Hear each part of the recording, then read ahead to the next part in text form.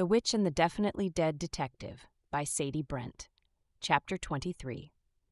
Unearthing Secrets. The Stony Fork Records office smelled faintly of mildew and old paper. The fluorescent lights hummed overhead, casting a harsh glow over the cramped space lined with rows of file cabinets and mismatched bookshelves. Evie pushed open the door, the creak of its hinges echoing in the quiet. A tired-looking clerk sat behind a scratched wooden counter, flipping through a ledger with practiced indifference. Evie hesitated for a moment, her palms damp against the strap of her bag. She didn't want to suspect Marcellus. He'd been nothing but kind to her. But Hugo's insinuation about his finances had planted a seed of doubt she couldn't ignore. Maybe if she just found the facts herself, she could clear his name and silence her nagging suspicions.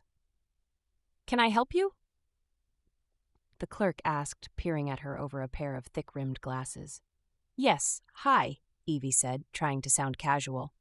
"I'm looking for some information about a piece of land just outside of town. It's undeveloped, but I heard it was for sale a while back."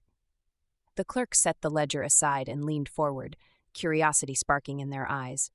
"You thinking about buying it? That land's been sitting empty for ages." "Oh, no," Evie said quickly. "Just curious. I'm new to town and trying to learn the area, but you never know." The clerk nodded, apparently satisfied. "Sure, let me pull up the details. Who owns it?" "Philip Crawford, I think," Evie offered, recalling Hugo's comment about the prominent Crawford family. "Ah, yes, that's the one." The clerk stood and shuffled to a filing cabinet, their movements deliberate and slow. The drawer screeched as they pulled it open, rifling through its contents before extracting a thick folder. "Here we go. Philip Crawford's been holding on to that parcel for years. Tried to sell it a couple of times, but nothing's ever come of it." They flipped through the papers and then paused, tapping a finger on the page. "Looks like the most recent deal was with Marcellus Simoneau. That one fell through about 2 months before Lizzie passed." Evie's pulse quickened. "Do you know why it didn't go through?" The clerk shrugged. "Doesn't say much here, but if I had to guess, it was financial. Marcellus had to back out. It's not unusual. Land deals like that can be pricey, and financing isn't always a sure thing." Evie nodded, trying to keep her expression neutral even as her thoughts raced. Marcellus couldn't afford to buy the land, but he was managing Lizzie's substantial estate. If she'd been his lifeline, could her sudden death have been convenient? "Anything else about the property?" Evie asked, forcing her tone to remain light. "Not really," the clerk said, closing the folder and handing it to her. "But if you're interested, I can dig up some more specifics." "No, that's okay," Evie said, handing the folder back. "Thanks for your help." "Anytime," the clerk said with a smile. "And hey, if you decide you're interested in that land, let me know. I hear Philip might be open to offers." Evie gave a polite laugh, but her mind was already elsewhere. As she left the office, her stomach churned with unease. She didn't want to believe Marcellus could have had any involvement in Lizzie's death, but the pieces were starting to fit together in a way she couldn't ignore. The bell over the door to Silver Sage Naturals jingled softly as Mabel Roan stepped inside.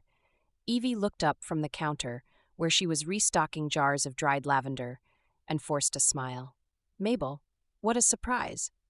"Good afternoon, dear," Mabel said, her voice dripping with saccharine warmth. She was dressed in her usual flowing caftan, today in shades of deep green and gold, and her sharp eyes darted around the shop as if cataloging its contents. "I thought I'd stop by and see how you're settling in. It's important to keep the energy of the shop balanced, you know."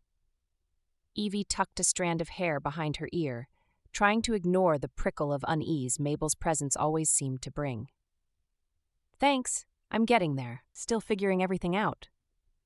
Mabel's gaze lingered on a display of crystal pendulums near the register. Lizzie had such a way with this place. She understood its potential.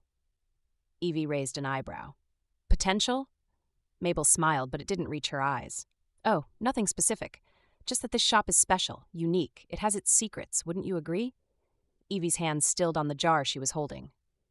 "I'm still learning about Lizzie's work. She didn't leave me much in the way of instructions." "No," Mabel said softly, stepping closer to the counter. "I suppose she wouldn't have. Lizzie was always so private, even with those she should have trusted." Evie frowned, her unease growing. "What do you mean?" Mabel shrugged, her bangles jingling.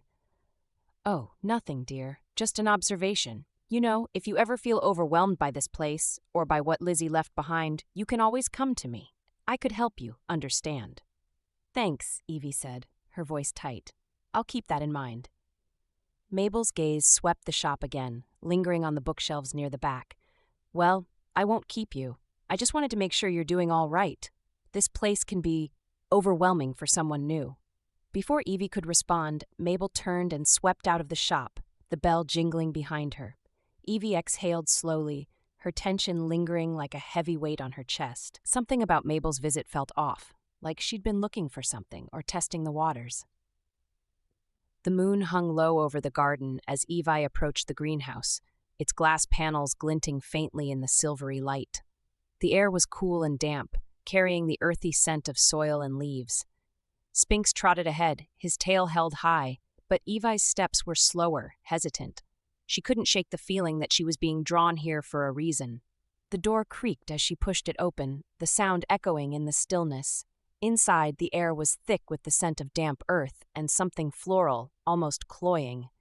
She swept her flashlight across the room, her pulse quickening as the beam caught on the empty ring of soil where a planter pot had clearly been removed. The outline of its base was still visible, and the dirt around it was disturbed as if it had been moved recently. What were you keeping here, Lizzie? Evie murmured, crouching to examine the area. Spilled soil trailed toward the back door, which hung slightly ajar, swaying gently in the night breeze. A sudden rustling outside made her heart leap into her throat.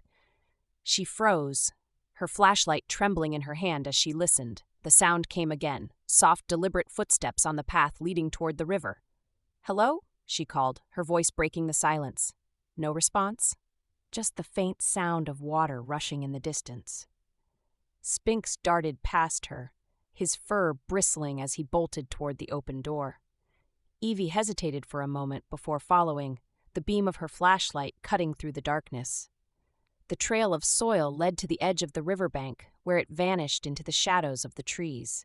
She strained her ears, but the only sounds were the river's murmurs and the whisper of wind through the branches. Whoever or whatever had been here was gone. Evie tightened her grip on the flashlight, her breath coming in shallow bursts. "What's going on, Lizzie?" she whispered. The greenhouse seemed to hum with a quiet energy as she turned back toward it, the moonlight casting eerie shadows through its panes. Something was missing, something important, and Evie was determined to find out what.